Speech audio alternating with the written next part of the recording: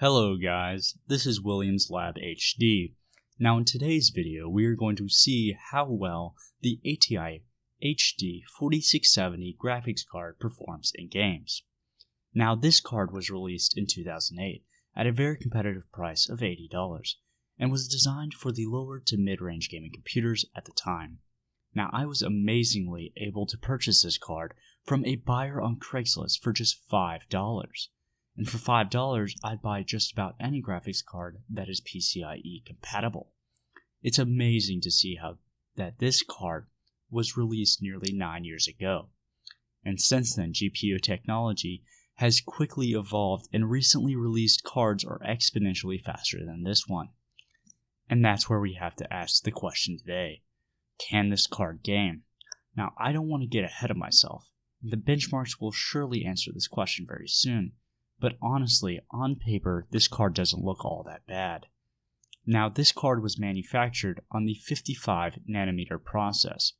It comes with 1GB of GDDR3 VRAM clocked at 1000 MHz on a 128-bit memory bus, and also a 750 MHz clock on its core.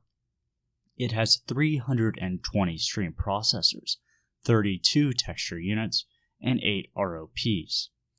A big selling point surrounding this card is that it is a single slot GPU and does not require any additional power connectors to operate, which means that this card will go in nearly any PC that has an available PCIe lane and a full-length bracket space available. This would be an ideal setup for anyone who has an OEM desktop like a Dell, HP, or Lenovo and would like an upgrade from older integrated graphics. All of this combines to lead to somewhat decent specs for a very low-end graphics card that is very versatile. But the main reason you probably watch this video is for the benchmarks and to see how this card performs.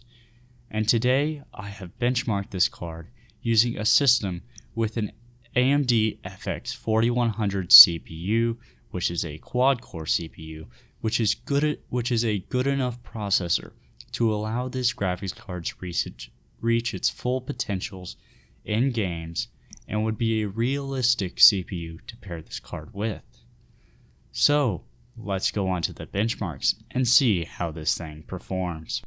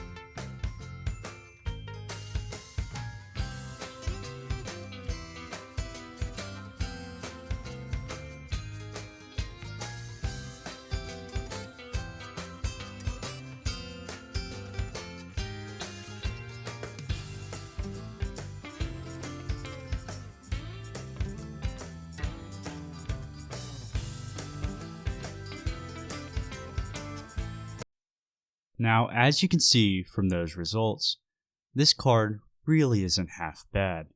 For $5, this card could run older titles at 1080p without breaking too much of a sweat.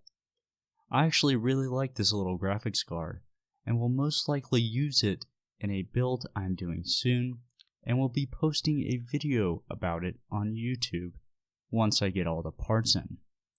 Now, in conclusion of my review of this card, it is clear to see that this card will not play new AAA titles or any games that only run on DirectX 11 or 12.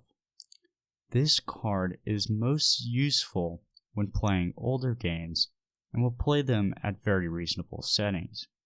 It would be perfect for an older OEM computer, seeing that it is essentially a public plug-and-play card after you download the correct drivers. This card will work best in a budget system and will only need a Q6600 or better in order to reach its full potential. So as long as you can get this card for a very cheap price, it is definitely worth buying. To round off this video, I'd like to talk about my channel. Now, I created Williams Lab HD in order to explore older computer components and to see how they perform and whether or not they are worth buying based on their performance and how much they cost. I really enjoy making these videos, and my primary focus on creating them is to make them as informative as possible and to help the viewer the best I can. If you have any advice on what to add to the videos or what videos you'd like to see in the future, tell me in the comment section below. And if you like the video, please hit the like button, and as always, thank you for watching.